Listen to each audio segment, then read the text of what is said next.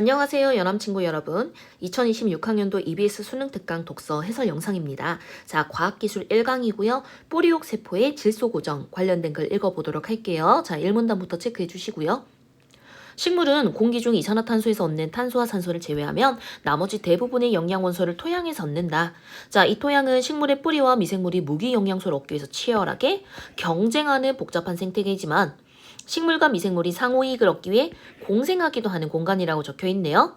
자, 그런데 식물은 탄수화물과 같은 유기 영양분을 미생물에게 공급하고 미생물은 식물이 토양의 양분을 좀 더 효과적으로 활용할 수 있게 도와준다. 자, 그럼 이건 경쟁과 관련된 글이 아니라 공생에 대해서 구체적으로 설명해주는 글이 이어지겠구나라고 1문단에서 맥락을 좀 짚어주셔야 됩니다. 자, 그 다음 2문단 들어갈게요. 식물의 필수 원소 중에서 식물이 상대적으로 많은 양을 필요로 하는 9가지 종류를 다량 영양소라고 한대요. 이 중 하나는 질소라고 하는 건데 식물의 단백질, 핵산, 엽록소 등의 구성 성분으로 쓰인다. 근데 식물의 단백질, 핵산, 엽록소 전부 다 진짜 중요해 보이지 않습니까? 그러니까 질소는 없으면 안 되는 성분이겠구나. 그런데 식물의 생장에 큰 영향을 미치는 요 질소가 대기의 78%가 질소로 구성이 되어 있다라고 하네요. 아니, 그럼 그냥 얻으면 되는 거잖아. 근데 질소 분자는 두 개의 질소 원자가 매우 안정된 삼중 결합으로 결합되어 있기 때문에 자, 공유 결합과 관련된 내용을 학교에서 배운 친구들은 이미 눈치챘겠지만 이 삼중 결합이라고 하는 게 원자 두 가지가 있다라고 한다면 원자 두 개가 있다고 한다면은 이 두 개가 세 개의 어떤 자물쇠로 연결되어 있는 형태라고 생각해 주면 될 것 같아요. 그러니까 당연히 단단하겠죠? 단단하기 때문에 굉장히 안정되어 있는 결합이고 내가 마음대로 분리해서 써먹을 수가 없는 그런 형태라고 생각을 해주면 되겠습니다. 자, 그래서 대부분의 생물체는 질소 기체를 직접 이용할 수가 없다라는 문제가 생기는 거예요. 식물은 되게 질소가 필요한데 그럼에도 불구하고 직접 이용할 수 없대. 그러면 우리가 이걸 어떻게 읽어야 되겠어요? 미생물이 토양의 양분을 좀 더 효과적으로 활용할 수 있게 도와준다라고 했으니까 1문단 끝에 있는 내용과 연관지어 봤을 때 직접 이용할 수 없는 걸 도와주는 거 미생물이 도와주겠구나라고 생각해주면 되겠죠? 식물이 이용할 수 있는 형태의 질소를 얻기 위해서는 공기 중에 존재하는 질소 분자를 반응성이 높은 다른 질소 화합물인 암모니아 그리고 질산염으로 변환하는 과정인 질소 고정이 필요하다라고 적혀 있네요. 자, 그러면은 질소인 형태는 안정되기 때문에 내 마음대로 이용할 수 없어. 그래서 직접 이용하기가 힘든데 다른 걸로 바뀌면은 직접 이용할 수가 있겠구나. 그래서 암모니아와 질산염으로 변환한 다음에 이제 질소에 있는 성분들을 활용을 해가지고 단백질, 핵산, 엽록소 이런 것들을 구성한다 라고 보면 될 것 같고 여기서 알아야 되는 건 이 질소 고정이 얼마나 필요한가에 대해서 이야기를 했고 그 다음에 이 질소 고정이라는 것에 대한 개념을 명확하게 짚어줘야 된다 이 말인 거죠. 자, 개념이 뭐예요? 질소를 다른 걸로 바꾸기, 질소 고정. 자, 3문단 들어가겠습니다.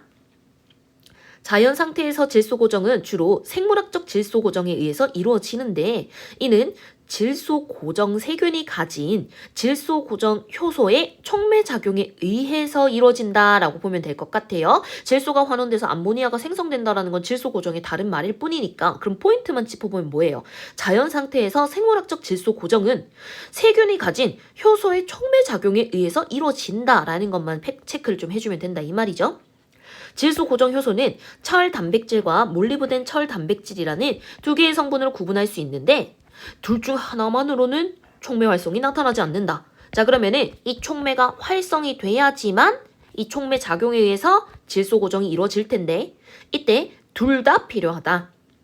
자, 그리고 그 둘이 어떤 기능을 하는지를 구체적으로 설명해 줄 겁니다. 철 단백질은 ATP를 분해해서 얻은 에너지를 이용해서 ATP가 뒤에 설명이 있어요. 자, 에너지 근원 정도로 생각해주면 되겠습니다. 이걸 에너지를 이용을 해서 몰리브덴 철 단백질에 전자를 공급하고 라고 했어요. 그리고 몰리브덴 철 단백질은 공급받은 전자로 질소 기체를 환원시켜서 암모니아를 형성한다. 이게 바로 질소 고정이란 뜻이지. 자, 그러면 다시 한번 정리를 해보면 자, 질소 고정 효소에는 두 가지 성분이 있다라고 했었어요. 근데 이 둘 다 굉장히 필요하다라고 했었죠. 그래서 둘 다 필요한데 어떤 식으로 필요하냐? 자, 철 단백질 같은 경우에는 몰리브덴 철 단백질에게 전자를 공급합니다. ATP를 분해하고 이제 에너지를 얻어가지고 전자를 공급한다라고 했어요. 그리고 이 전자를 활용을 해서 몰리브덴 철 단백질이 이제 이 질소를 암모니아로 바꾼다라는 말이 있었습니다. 자, 그러니까 이 과정 자체가 질소 고정이라고 했었죠. 그럼 우리가 결과적으로 질소 고정이라는 걸 이루어야 되는데 이걸 위해서 몰리브덴 철 단백질이 재기능을 해야 되고 그걸 위해선 철 단백질이 전자를 줘야 되고 둘 다 필요하구나. 그래서 이러한 질소 고정 효소가 이 질소 고정이라는 것을 촉매하는 기능을 하고 이 촉매가 활성화가 돼야지만 재기능을 하는구나 라고 좀 체크를 해주시면 되겠습니다. 이게 3문단 전부죠. 4문단 철 단백질과 몰리브덴 철 단백질은 모두 산소 분자에 의해서 빠르게 비활성화된다.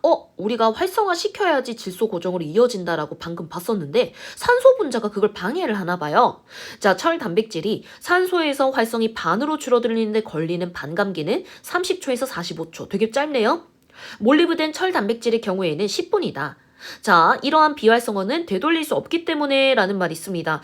그러면은 철 단백질이 산소에 의해서 활성이 100 정도 되고 있었다면은 30초 뒤에는 어떻게 되는 거야? 50으로 줄어드는 거야. 자, 50 정도 활성화되고 있는 게 또 30초 지나면 25가 되는 거지. 그리고 나서 25에서 100으로 다시 되돌아가는 게 불가능하다라고 얘기를 하는 거죠. 그러면은 이 산소가 한번 방해하면은 끝이네? 그럼 큰일 났네. 자, 그러면은 산소가 없는 환경에서 이 질소 고정이라는 게 이루어져야 되는 거구나. 요 촉매를 효과적으로 활성화하기 위해서. 라고 했습니다. 자, 그러면 우리가 조금 체크를 해줄게요. 잠깐만요. 이 촉매 활성 같은 경우에는 결과적으로 산소에 의해서 비활성화된대. 산소에 의해서 비활성화된다. 라고 이야기를 했었습니다. 그래서 산소가 좀 역기능을 가지고 있다라고 보면 될 것 같아요. 자, 그런데 그 뒤에 이어지는 내용을 보니까 자, 그런데 라고 적혀 있죠. 그러면은 글의 흐름상 뭔가 좀 반전이 일어나는 부분이 있다는 뜻이거든요. 질소 고정에는 많은 양의 에너지가 필요하대요. 당연하죠. 다른 이제 성분으로 바꾸는 거니까 에너지가 필요하겠죠. 근데 이 에너지는 산소 분자가 존재할 때 효율적으로 작동하는 세포 호흡 과정을 통해서 생산된다? 자, 그러면은 이 질소 고정이라는 게 이루기 위해서는 에너지라고 하는 게 필요한데 이 에너지는 또 어디서 오느냐? 어디서 오냐면은 세포가 원활하게 호흡하는 과정에서 이루어진다라고 했어. 근데 이 세포 호흡 과정은 산소 분자가 존재할 때 좋다 이렇게 얘기를 하고 있는 거였거든요. 자, 그러면은 여기 맥락을 보니까 질소 고정을 위한 에너지를 얻기 위해서 필수적인 게 산소네요? 그럼 산소는 역기능도 가지고 있지만 꼭 질소 고정을 위해서 필요한 성분이기도 한 거잖아요. 자, 그러면은 이거는 딜레마라고 볼 수가 있겠죠. 질소 고정에서 산소와 관련된 딜레마 이렇게 해설을 할 수 있을 것 같고 자, 마저 정리를 조금만 하자면은 자, 효소를 비활성화하기도 하지만 이 산소는 에너지를 공급합니다. 자, 에너지를 공급을 하는데 이 에너지는 어디서 얻어지는 거냐? 잠시만요. 조금 더 정확하게 정리를 하자면은 이 산소가 있어야지 효과적인 게 바로 세포 호흡 과정이었죠. 세포 호흡.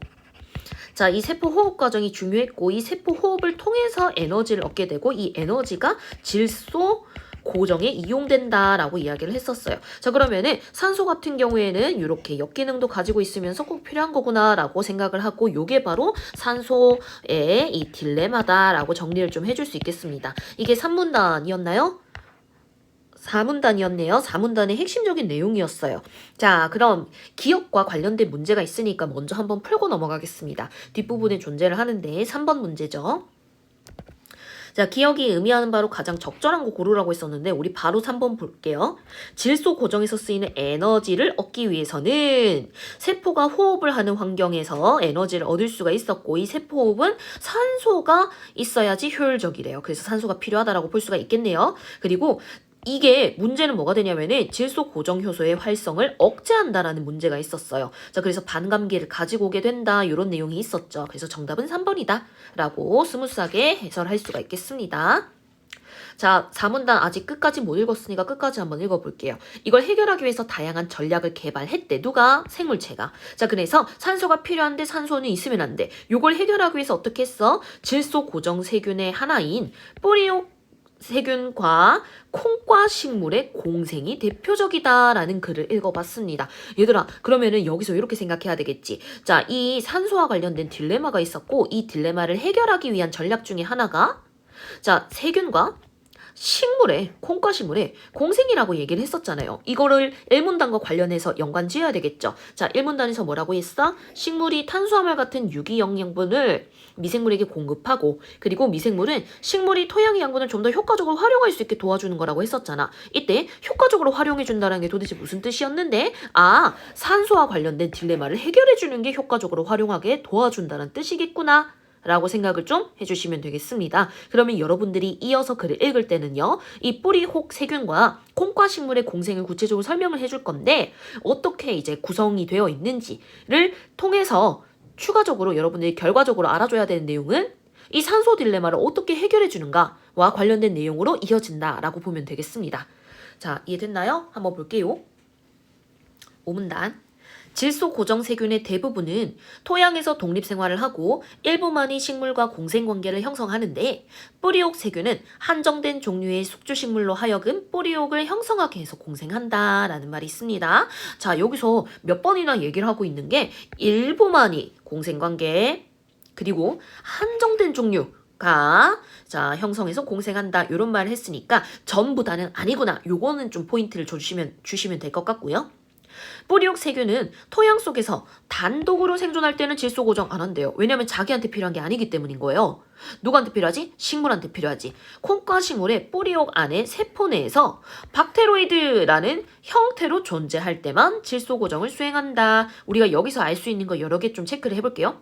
일단은 질소 고정을 수행하는 이유는 콩과식물을 도와주기 위해서니까 단독일 때는 안 하고 이제 식물과 관련 지을 때만 수행을 하는구나. 그리고 우리가 알 수 있는 거는 이 뿌리옥 세균이라는 게 뿌리옥 안에 세포 내로 들어가는구나 라는 것도 알아줘야 되고, 이 내에서 어떤 성분으로 바뀌었어? 박테로이드라는 성분으로 바뀌어서 드러나는구나 라고 생각을 해주면 될 것 같아요. 그래서 이 세균이 식물 속에 들어와서 자기가 변신을 하는 거야. 변신한 다음에 식물에게 도움을 준다. 이렇게 좀 생각을 해주면 되겠죠. 파워레인저 같은 느낌.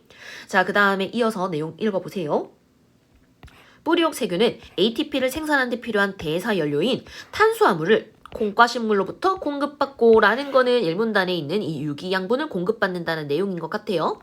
자, 그리고 질소 고정을 수행해서 생산한 암모니아를 콩과식물에게 공급한다라고 했으니까 토양의 양분을 질소 자체로는 이제 직접 활용할 수 없으니까 암모니아로 바꿔주는 거 도와주는구나. 그래서 콩과식물에게 공급도 해주는구나 라고 계속 연결지어서 이해를 해주면 되겠습니다. 오케이. 5문단은 약간 도입부 같은 거야. 앞에서 얘기했던 이런 딜레마를 해결하기 위한 예시로 뿌리옥 세균과 콩과식물의 공생에 대해서 이야기를 하는 부분이었다. 자, 그러면 우리가 뒤에 있는 문제를 봤을 때 1번에 가장 적절한 게 생물학적 질소 고정이 필요한 조건은 산소가 필요한데 산소가 필요 없어.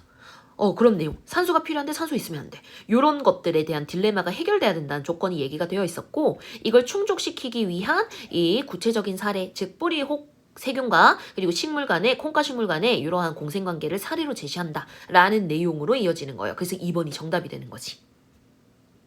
앞으로 넘어가서요. 자, 여기 그림이 막 있죠. 그림을 우리가 좀 이따 왔다 갔다 하면서 읽어봐야 될 것 같은데, 자, 6문단. 콩과식물은 뿌리옥 세균과 화학적 신호를 주고받으면서 뿌리옥을 형성한다. 자, 지금부터는 과정적으로 설명이 될 테니까 잘 정리하면서 읽읍시다. 콩과식물의 뿌리가 뿌리옥 세균을 끌어들이기 위한 화학 신호를 내보내면, 자, 토양 속의 뿌리옥 세균이 이에 반응해서 뿌리털에 견합한다. 자, 지금 이제 신호를 좀 주고받는다라는 내용을 구체화시키고 있는 것 같은데, 자, 과정별로 정리하자 했으니까 쌤이 밑에 과정 이제 좀 중요한 것들 위주로 좀 체크했으니까 여러분도 같이 체크하면서 들으세요. 뿌리옥 세균이 뿌리 피층의 세포 분열을 촉진시키는 물질을 방출을 하면, 자, 여기선 주체가 뭔지가 좀 중요하거든. 뿌리옥 세균이 자, 세포 분열을 촉진시키는 물질을 이제 방출을 했어. 방출을 하면은 뿌리털의 끝이 굽어지고 세포벽의 일부가 분해되어서 세포막이 함입되면서 가느다란 관 형태의 구조인 감염사가 형성된다 라는 문장에서 좀 많은 것들이 있었는데 좀 잘 정리를 해보면은, 일단은 뿌리옥 세균이 물질 방출한 결과 감염사가 형성되었다 라는 게 일단 포인트야. 근데 여기서 감염사가 무엇이냐면은 뿌리털의 끝이 굽어지면서 세포 일부가 분해되고 세포막이 쑥 들어가면서 관 형태가 된 거, 그걸 감염사라고 이야기를 한대요. 자, 그러면은 결과적으로 앞에 보면 요 부분이 있을 거예요. 이게 바로 뿌리옥 세균이죠. 뿌리옥 세균 같은 경우에는 이 식물이 화학 신호를 보낸 거 보고 여기 와가지고 결합이 되었어. 그러니까 착붙 되었다라고 보면 되겠죠. 그리고 나서 뿌리옥 세균이 여기다가 이제 물질을 방출시키는 거야. 근데 세포 분열을 촉진하는 물질을 방출시켰기 때문에 이게 원래는 이런 식으로 꼿꼿한 모양이었을 텐데 꼬부러지는 모양이 됐다라고 볼 수 있을 것 같고, 그리고 요 끝에 자세히 보면은 이 부분이 쭉 들어가 있는 부분이 보이죠? 그래서 잘 보면 이렇게 쑥 들어가 있는 모양이 있을 겁니다. 이런 관 형태를 우리가 감염사라고 이야기를 하는구나 라고 생각해 주면 될 것 같아요. 그리고 그림을 보니까 뿌리옥 세균들이 요 쏙 들어가 있는 부분은 쑥쑥쑥 들어가는 부분 보이죠? 그래서 아마도 이런 방식으로 세균이 침투하고 있구나라는 거를 좀 앞으로 이어질 내용을 그림을 통해서 유추해 볼 수도 있었어. 그 다음 봐봐.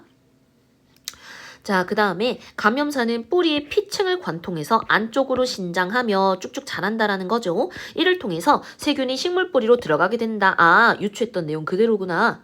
감염사에 있던 세균은 피층 세포의 세포 질 속으로 들어가서 질소 고정을 수행하는 박테로이드로 발달하고 라는 말이 있습니다. 자, 그러니까 원래는 감염사에 있었던 게 세포 질 속으로 쏙 들어갔다라고 하네요. 이제 세포 안으로 들어갔다 이 말인 거예요.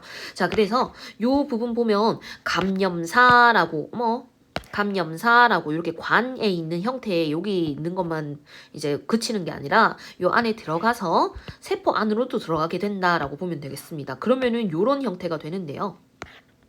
자, 이런 형태 보이죠? 자, 이렇게 쑥쑥 들어와가지고 세포 안쪽으로 신장하게 되고 감염사가 여기서부터 쭉 길어지는 게 보이네. 그리고 이런 식으로 감염된다라고 보면 되겠습니다. 자, 그래서 세포질 안속에서 감염된 형태에서 우리가 박테로이드라는 이제 형태로 발달하게 된다라고 정리를 좀 해줄 수 있을 것 같고요.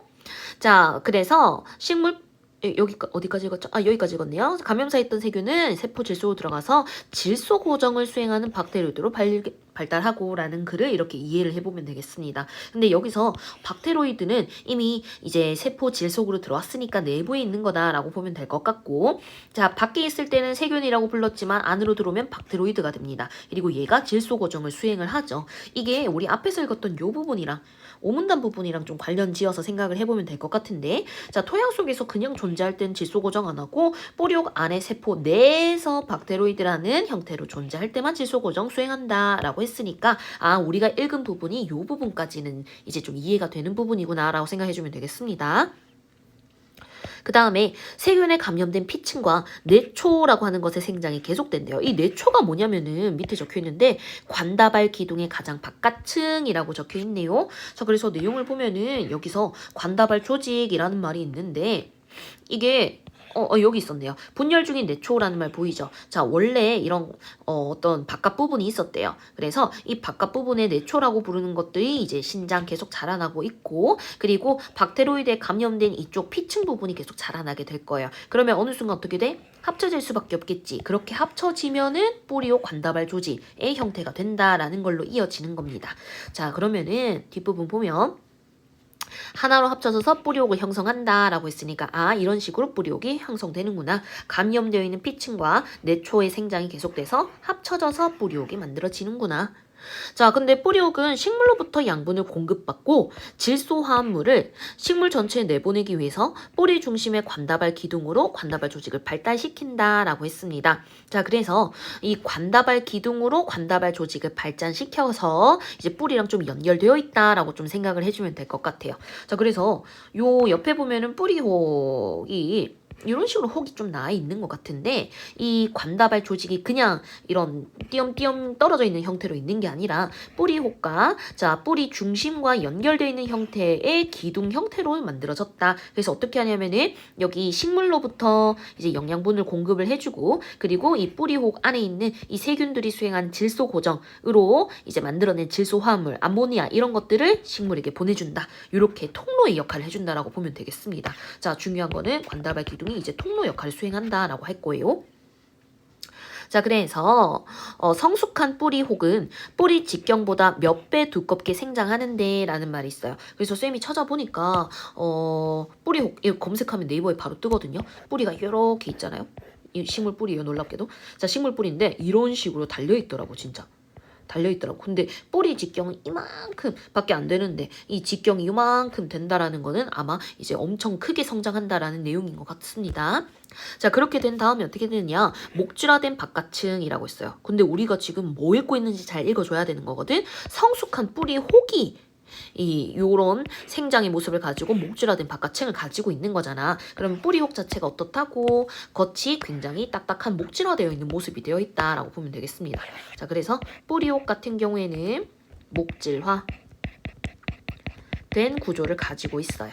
근데 이 뒷부분이 사실은 쌤이 킥이라고 생각하는 부분이거든.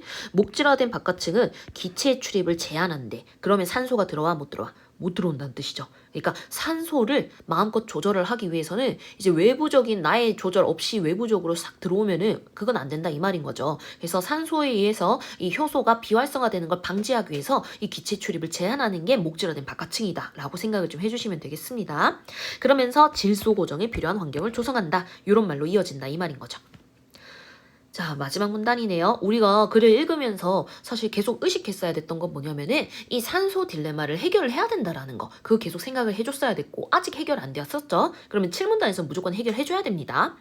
자, 콩과 식물의 뿌리옥에서 산소 공급을 해주는데 이게 누가 해주는 거냐면은 레그 헤모글로빈이라고 부르는 산소 결합 단백질에 의해서 조절된다라고 했어요. 그럼 우리가 조금 생각을 해볼 수 있는 게 뿌리옥 안에 레그 헤모글로빈이라고 하는 물질이 있다라고 생각을 해줘야 돼요. 어디에? 뿌리옥 안에. 자, 그렇게 생각을 좀 해줘야 되고 이 레그 헤모글로빈이라고 하는 게 산소 결합 단백질이라서 산소 공급을 주로 조절해준다. 산소 공급 조절 담당입니다. 조절 담당. 그런데 이 레그 헤모글로빈은 숙주 식물에 의해서 합성됐다라고 했어요. 그러니까 이 레그 헤모글로빈이 그냥 이제 뚜동 등장한 게 아니라 뭐에 의해서? 숙주 식물. 그러니까 식물에 의해서 합성됐다. 만든 거는 메이드 바이 식물인 거야. 메이드 바이 식물. 자, 그런데 메이드 바이 차이나 이런 거 있잖아요. 그냥 메이드 바이 차이나지만 우리나라에 있는 것처럼 만들어진 거는 숙주식물에 의해서 만들어졌지만 이게 있는 건 어디에 있느냐? 박테로이드로 감염된 숙주세포 안에 존재한다라고 적혀 있네요. 자, 그래서 이 뿌리옥 안에 또 뭐가 있냐면은 자, 숙주세포가 있는 거예요. 세포. 근데 이 세포는 뭐냐면은 감염된 세포. 뭐에 감염된 세포? 박테로이드에 감염된 세포. 자, 그래서 감염된 세포가 뿌리옥 안에 있고 그 안에 레그 헤모글로빈이 있다. 그래서 이 레그 헤모글로빈에 의해서 산소 공급이 조절된다. 근데 뭘로 만들어지냐면은 식물이 합성해서 만들어졌다. 이렇게 좀 생각을 해주면 될 것 같아. 그래서 그림을 보면은 박테로이드가 이렇게 감염되어 있는 이런 이제 세포들이 있을 건데 요 세포들 같은 경우에 이 안에 뭐가 있냐면은 레그 헤모글로빈이 있다라고 생각을 해주면 될 것 같고 요 놈 자체가 뿌리옥 안에 있다라고 생각을 해주면 될 것 같고 뿌리옥 안에 있다라고 생각을 해주세요. 자, 그런데 이 레그 헤모글로빈이 호흡 중인 세균의 세포로 산소 수송을 도와주는 기능을 해준대요. 자, 당연히 세균은 호흡을 해줘야 되겠죠? 왜 때문이야? 이 세포 호흡을 통해서 에너지를 획득하지? 이 에너지 획득한 걸로 뭐 하더라? 이걸로 질소 고정에 필요한 에너지를 사용한다. 이렇게 보기로 했었잖아요. 자, 그러니까 당연히 산소를 어느 정도 좀 필요하기 때문에 이 산소 수송을 도와주는 기능을 해준다라고 적혀 있네요. 자, 그러면 정리를 해보면은 레그 헤모글로빈 산소 공급 조절을 해주는데 자, 산소 수송을 해줍니다. 산소 수송. 그리고 앞에 맥락을 통해서 봤을 때 이걸 통해서 에너지를 획득함, 질소 고정을 위한. 자, 그리고 이로 인해서 박테로이드의 산소 농도는 질소 고정에 필요한 ATP와 환원력을 제공하기 위해 호흡을 하기에는 충분하면서도 과량의 산소로 인해서 질소 고정 효소가 비활성화되지 않는 수준을 유지한다라고. 비활성화되지 않는 예를 들면 30초에 한 번은 차단한다든지 이런 것들이 있겠지. 그래서 비활성화되지 않는 수준을 유지해준다. 이걸 도와주는 게 목줄화된 바깥층이라고 볼 수가 있겠죠. 유준이 뭐죠? 수준을 유지. 라고 생각을 좀 해주시면 되겠습니다. 자, 여기까지 글을 한번 읽어보니까 결과적으로는 이 식물 혼자서는 안 되는 거구나. 왜냐면은 박테로이드에 감염된 세포 안에서 레그 헤모글로빈이 식물에 의해서 합성되는 거니까 이건 식물과 세균의 합작품이라고 볼 수 있거든. 이렇게 합작품이 있어야지만 산소에 대한 딜레마를 해결해 주는구나 라는 게 이 글의 사실은 조금 주요 메인 킥이었다라고 생각을 해주면 될 것 같아요. 자, 여기까지 해석을 해봤는데 뒤에 문제 한번 볼게요. 1번과 3번은 패스하고 2번 보면은 윗글의 내용과 일치하지 않는 것을 고르라고 했었는데 1번이 정답이거든.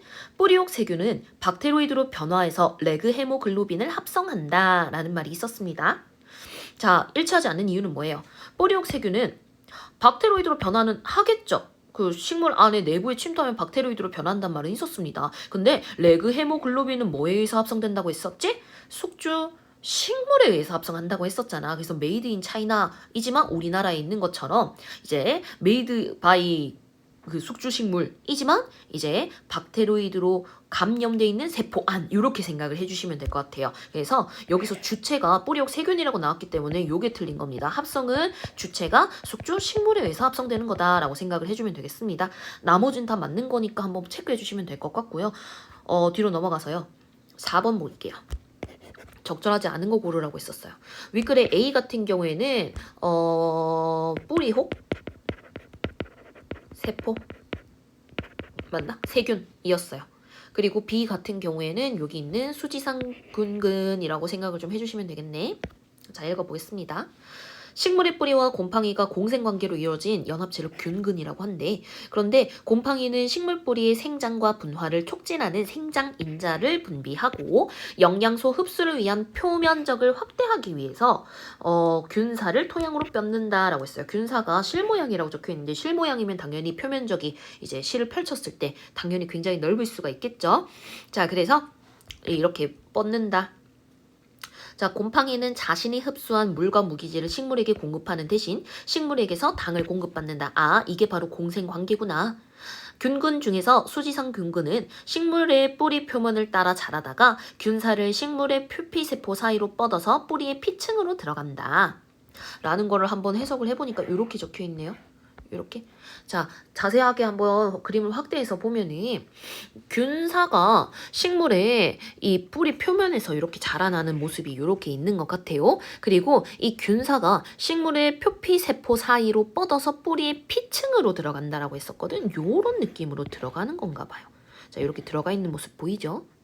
자, 그런데 그 뒤에 이어지는 내용 보니까 균사는 피층 세포의 세포질 안으로 들어가지는 않고 라고 했어요. 그러면 세포 안으로 들어간다는 거야? 안 들어간다는 거야? 안 들어가는 것 같아요. 자, 그 대신에 뿌리의 세포의 막에 함입되어서 형성된 관 안으로 자라서 작은 가지 모양의 수지상체를 이루는데 라는 말이 있습니다. 그래서 앞에 그림이랑 좀 차이가 있었던 게 사실 그림이 보니까 얘는 세포 안에 들어가가지고 이미 이제 이렇게 감염됐다라는 표시를 해주고 있잖아요. 근데 그거에 비해서 요거 같은 경우에는 이런 식으로 균사가 넓게 펼쳐져가지고 요 사이에 관의 형태로 들어가서 함입되어서 이렇게 가는구나 라는 걸 좀 알 수가 있겠습니다. 자, 그래서 이런 식으로 쭉 들어가고 뿌리 세포의 막에 함입돼서 형성된 관 안으로 자라서 작은 가지 모양의 수지상체를 이룬다라고 했는데 수지상체가 이런 형태인가 봐요. 이런 형태. 자, 이들은 곰팡이와 식물 사이에 양분의 전달이 일어나는 중요한 부위다라고 했어요. 자, 그러니까 이 수지상체라고 하는 게 양분의 서로 전달이 이루어진다라고 했으니까 앞부분으로 치면 어떤 거에 대응될 수 있을까? 그 관다발 조직, 관다발 기둥이라는 게 통로의 역할을 해준다라고 했었죠. 아, 그 부분에 대응되는 게 여기서는 수지상체구나라고 생각해주면 될 것 같고 수지상 균근 곰팡이는 숙주 특이성이 거의 없어서 한 가지 곰팡이가 여러 식물과 균근 연합체 연결망을 형성하기도 한대. 우리 앞에서 봤다시피 이 되게 강조했던 부분이 있었잖아요. 뭘 강조했었냐면은 질소 고정 세균 같은 경우에는 뿌리옥 세균이라는 게 있었는데 한정된 종류 그리고 일부만이 이런 말이 있었단 말입니다. 그거랑 조금 반대되는 그런 부분이라고 생각을 해주면 될 것 같아요. 자, 그래서 정답이 2번인데 이건 1번부터 같이 한번 볼게요. 1번 보니까 A는 뿌리 피층의 세포 분열을 촉진하는 물질을, B는 식물 뿌리의 생장을 촉진하는 물질을 분비한다라는 말이 있었습니다. 자, A 같은 경우에는 뿌리 피층의 세포 분열 촉진했기 때문에 감염사가 만들어졌고 그리고 이제 함입되는 관이 만들어졌다라고 했었거든. 근데 B 같은 경우에는 식물 뿌리의 생장을 촉진하는 물질을 분비한다라는 말이 여기 있었어요. 그래서 연결해서 보면은 얘는 맞는 거다라고 생각해주면 되겠고, 자, 2번 정답인데 A는 식물과의 양분 교환을 위한 통로인 박테로이드를 발달시키고, 자, 우리 아까 앞에서 통로는 뭐라고 했었죠? 통로는 그 관다발 기둥이었어요. 관다발 기둥. 그리고 이 관다발 기둥과 달리 박테로이드는 통로가 아니라 그 식물에 필요한 양분을 생성하는 질소 고정의 역할을 해주는 주체였단 말이야. 그래서 질소 고정 역할을 하고 그걸 통로를 관다발 조직을 통해서 식물에게 보내준다. 이렇게 생각을 해줘야 돼. 그래서 통로인 박테로이드 이게 틀렸다라고 볼 수 있겠습니다. 뒤에 내용은 맞아요. 자, 3번. A는 뿌리 외부에서 내부로 이동해서 식물의 양분 흡수를 돕고, 그렇죠. 내부로 들어왔다라고 했었죠. 그래서 이 뿌리 혹 세균이 내부로 들어오니까 박테로이드라는 걸로 발달하게 된다라고 했었습니다. 자, 그다음 B는 뿌리 외부의 토양으로 뻗은 균사를 활용해서 식물의 양분 흡수를 돕는다라고 했었어요. 그래서 양분 흡수가 식물 바깥에 이렇게 뻗어져 있는 이런 균사를 통해서 들어온다라고 생각을 해주면 되겠습니다. 자, 그 다음에 4번. A가 특정 종류의 식물들과 공생관계를 이루는 것과 달리 B의 곰팡이는 다양한 식물과 공생관계를 이룬다. 라고 했으니까 A는 맞죠? 맞는 말인 것 같아요. 그냥 특정 종류라고 했으니까 콩과 식물 중에서도 일부랑만 한다라고 보면 될 것 같고, 자, B의 곰팡이 같은 경우에는 다양한 식물이랑 되기 때문에 이어서 이제 숙주 특이성이 없다라는 말로 이어지는 거죠. 자, 5번. A가 감염사를 통해서 뿌리 피층의 세포의 세포질 속으로 들어간 것과 달리 B의 균사는 안 들어간다는 말이 분명히 있었거든. 들어가지는 않고 라고 했으니까 세포의 세포질 안으로는 안 들어간다. 오케이? 맞는 말. 그래서 정답은 2번이다 라고 생각해주면 되겠습니다. 자, 여기까지 우리 과학기술 1강 한번 해설을 해봤는데요. 꼭 잘 정리해서 이제 내신과 모의고사 수능 잘 대비해 주시길 바라겠습니다. 수고하셨어요.